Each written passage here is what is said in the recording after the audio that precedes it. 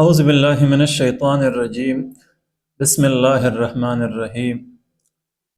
إن الله وملائكته يصلون على النبي يا أيها الذين آمنوا صلوا عليه وسلموا تسليما. اللهم صل على محمد وعلى آل محمد كما صليت على إبراهيم وعلى آل إبراهيم إنك حميد مجيد. اللهم بارك على محمد وعلى آل محمد كما باركت على إبراهيم وعلى آل إبراهيم إنك حميد مجيد. کلنا چې الله تعالی جل شانه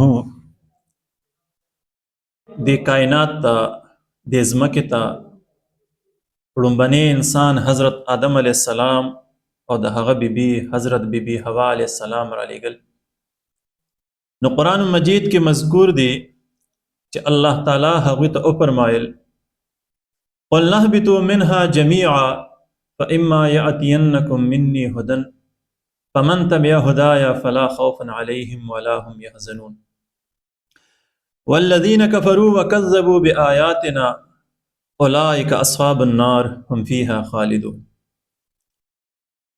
چې تاسو د ځمکې ته لاړ شئ او که زما د طرفه تاسو ته احکامات او تعلیمات راغلل، نو چا چې د دې تابعداري وکړه په دغه خلکو به نه څه خوف وي او نه به دا خلک غمزده او پریشان وي، او چا چې د دې باندې انکار وکړو، کفر یې وکړو او زما د دې آیاتونو احکاماتو تعلیماتو یې تکذیب وکړو، نو دغه کسان نو د پاره ځای د جهنم دی او دوی به همیشه.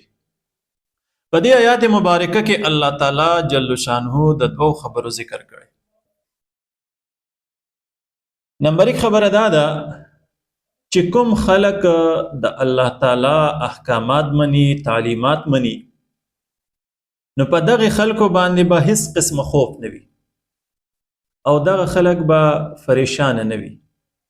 اگر چې دغه خلک غریبانان کېدی شي، بے کسه کېدی شي، په مسائل او مشکلات او تکالیفو کې گیر کېدی شي او دغه خلک د مظلومیت ژوند تیرولی شي، خو الله تعالی فرمایي چې دا خلک به د هیڅ چا نه یریږي سوا د الله د ذات.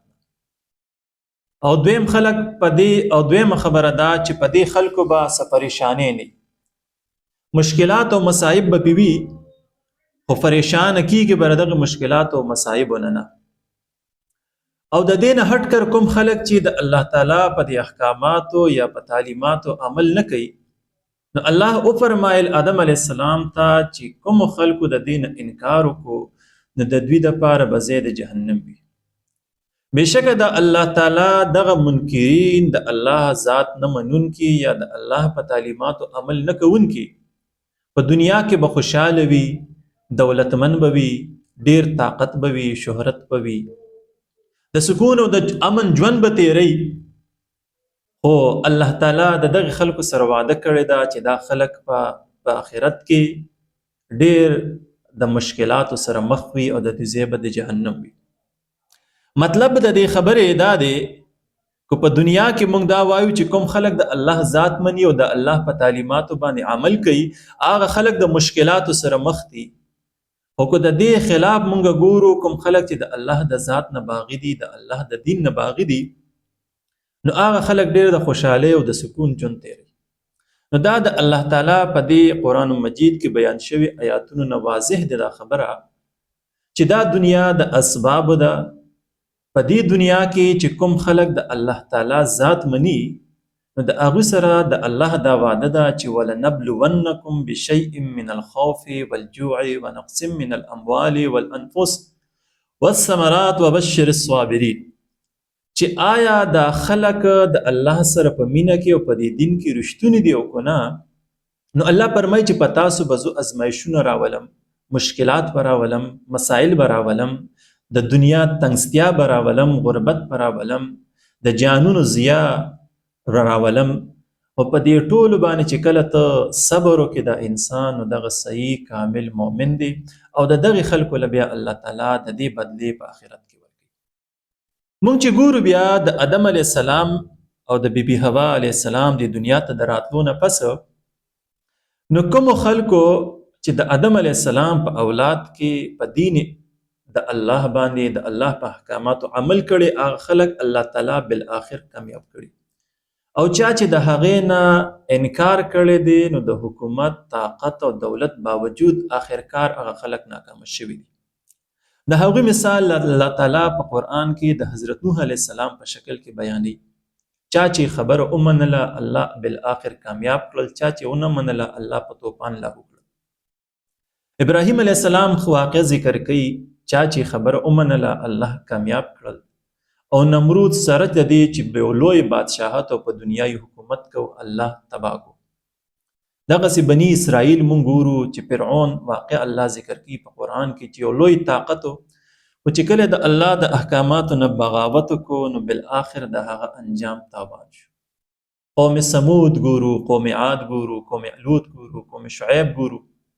د دې ټولو انبیاو دا واقعات الله ذکر کوي چې کومه خبره آدم علیه السلام ته الله کړې وه، د هغې خبرې په رڼا کې کومو خلکو چې د الله تعالی تعلیمات احکامات منلي دي هغه کامیاب شوي دي، او چا چې نه دي منلي نو هغه بالآخر ناکام او نامراده ثابت شوي دي.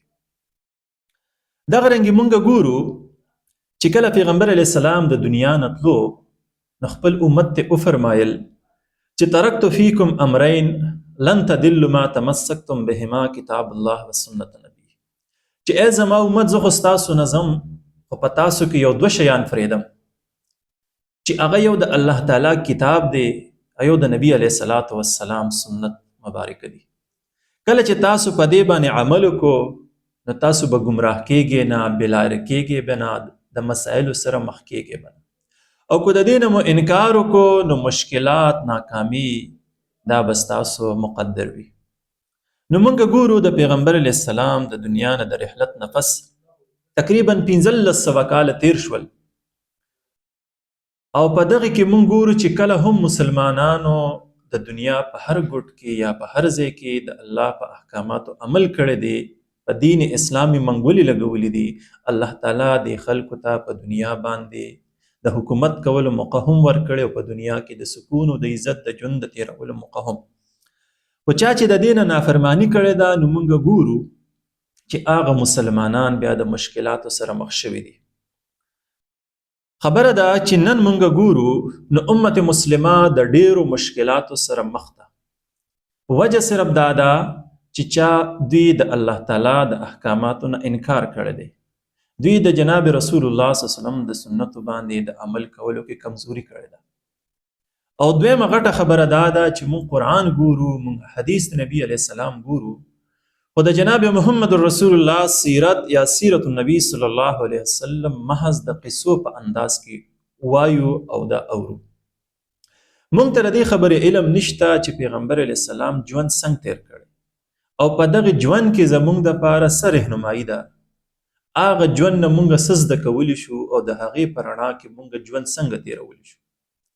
نو په دې راتلونکي لیکچرز کې به موږ دا کوشش کوو چې موږ د پیغمبر علیه الصلاۃ والسلام دغه سیرت ولولو په داسې انداز کې چې د هغې په رڼا کې موږ خپل انفرادي ژوند، خپل اجتماعي ژوند، معاشرتي، سیاسي، معاشي، معاشرتي، مذهبي ژوند څنګه تیر کو، دا مسایل څنګه حل کو او د دې نه څنګه موږ وځو. ځکه چې په دې کې هم زموږ دپاره کامیابي ده او د دې نه په غیر باندې زموږ دپاره ناکامي ده. و آخر دعوانا ان الحمد لله رب العالمین.